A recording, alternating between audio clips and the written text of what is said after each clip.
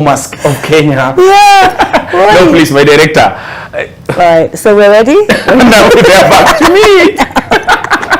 Such professionals. I love it. Look at us. Look at us. Well, as we start off with our very first interview, I'm actually so excited because I really wanted to know more about what this is. It's something that I had never, watched or heard of before, and I was very keen to hear from Mugambi what this is all about. Mugambi Nthiga joins us right now. We have Aleya, Kassam as well, and we have Gakuru. We have Wanjeri. I am sorry, Wanjeri Gakuru also with us. Hi guys. Hi. How are you? Good. Welcome, welcome, welcome. Asante. So tell me, what is Story Sosa? Yes, Story Sosa is a live storytelling experience. That's what we like to call it in summary. We have gathered 5 stories that have been written by people in the journalistic profession, and they are presenting these stories not as written pieces but as spoken pieces. So they're going to stand before an audience and present the stories they've written, and their presentations are going to be accompanied by animations that have been made specifically for this event. It's not just the nature of the media coming together, animations and live storytelling from journalists. These are non-fiction pieces written by the journalists, and they cover like a wide range of topics, from the making of samosas, reflecting the history of East Africa, from mob justice, and how it has shown up in Kenya through the years and why ordinary people would resort to something like that. There's a story about the politics of hair from the 1960s up to today. There's a story about how AI should not just be compared to what the white people think it should be, but probably we could compare artificial intelligence and machine learning to monkeys. And there's one more. The table. Story. Yes, and there is a story about a piece of furniture, a table that spans generations as well, and causes the storyteller to define what home means. Is home the home here that you are born into in Nairobi, or is home the home from which you come from, that your parents came from?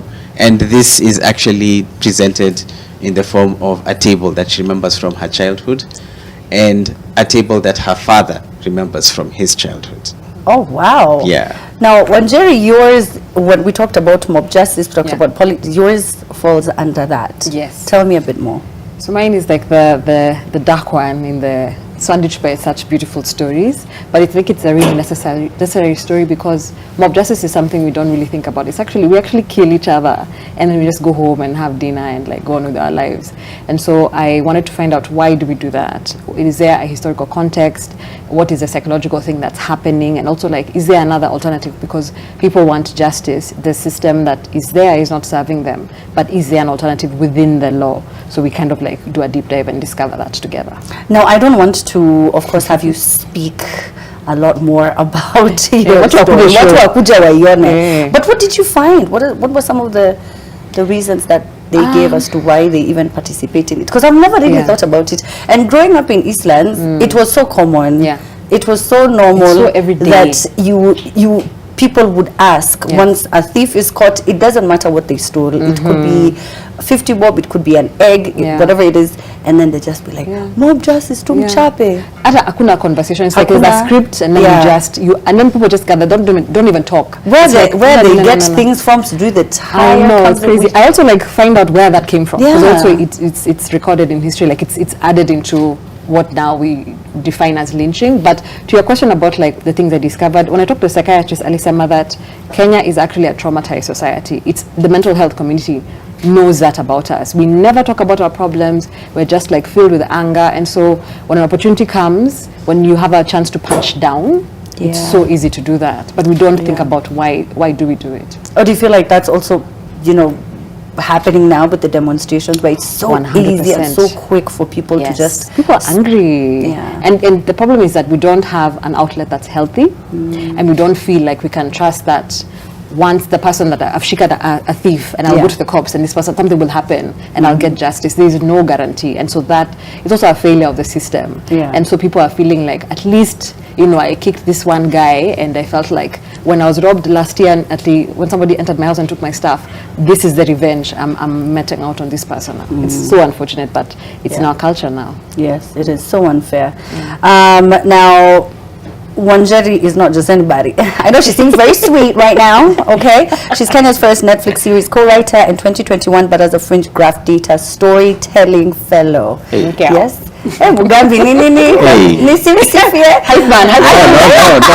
I'm acknowledging, man. Yes. That's amazing. Yeah, Jina Kubwa. So when she's talking about these things, it is from a very well-researched, well-informed standpoint where she would want you to understand her view so that we can have an objective conversation about some of these things.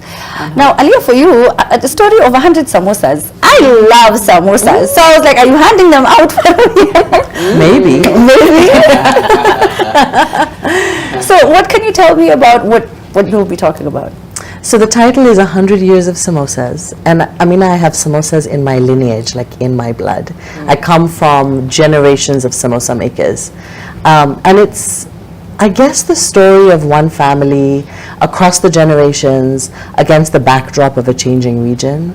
So, you know, from kind of 1960s Tanzania and then into Uganda and then Kenya, you know, through the 80s, the 90s, the 2000s. Just the very nature of being Kenyan, which is we fall and we pick ourselves back up again. And the story was first birthed actually on Twitter and turned into a viral thread that then birthed a samosa making company called Wow Eats, which is, I say, the most daring samosa company this side of the continent. Why do you say that? Very true. I will say we make the jahe samosa, which is incredibly controversial. People are like, how dare you? How dare you put jahe in a samosa? People feel very strongly about samosas. I want to taste that. Yes, come for the show. Oh, you'll also be having. No, okay, fine. It's a surprise. Okay. And it's not that just in jahe samosas. Like this, they put things in samosas I never thought you could have. Like chocolate and raisins and blackcurrants and apple pie. Chicken tikka samosas. Chicken tikka. Oh, that's so nice. It's just I've never thought about that. You are absolutely right. We are so boring and plain, eh? How? That's right. The stories are so varied, and I know that there are others. How do you pick who? Were you the one who?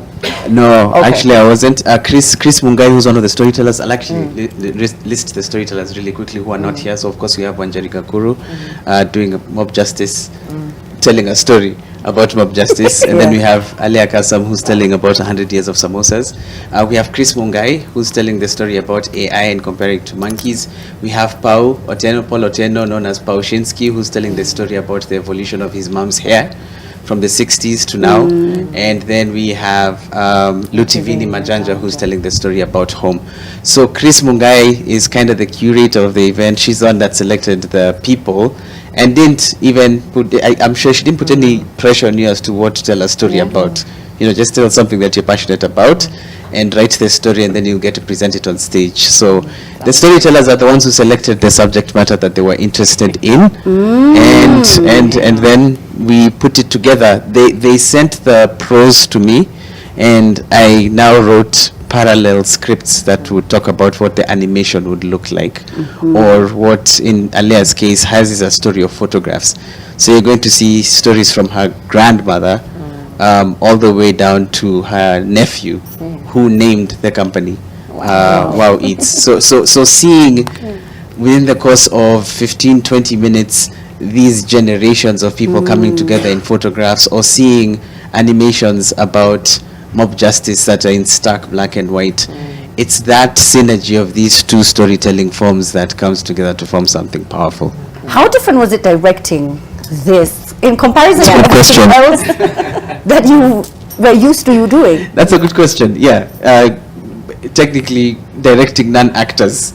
Yeah, that's true. And directing them in stuff that they wrote.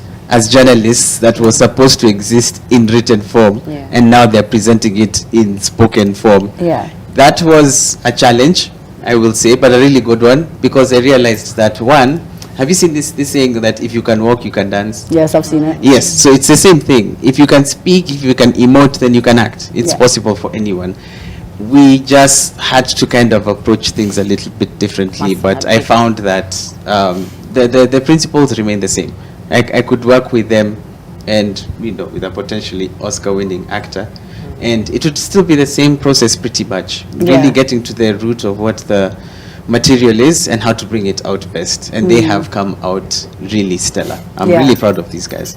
Oh, I'm proud of you guys too. So tomorrow we can all go and be proud of them together, okay? Yes. So please tell us. So it's this weekend, both Saturday and Sunday. Yes. The Oh, okay. So I did not. Let me check. It's the dates. Yes. 22nd and 23rd. Yes. That's Saturday and Sunday at 6 p.m. both days, and you can find your tickets at mook.com. Yes. Oh, you have the details. Yes. So it's 2,000 bob. Yes. For the tickets. Yes. In No, it's advance. not. 2,500. Oh, The yes. advance tickets. The Yeah. advance tickets are 2,000. Yeah, And they're the gate 2,000. tickets are 2,500. So So buy them, please buy them tonight. Yes. and Yeah, buy them. tomorrow. Yeah, buy them tonight, please, so that it doesn't sell out. So they are there. The details are on the screen. Or just do Thank hashtag you, Story Sosa. Mike.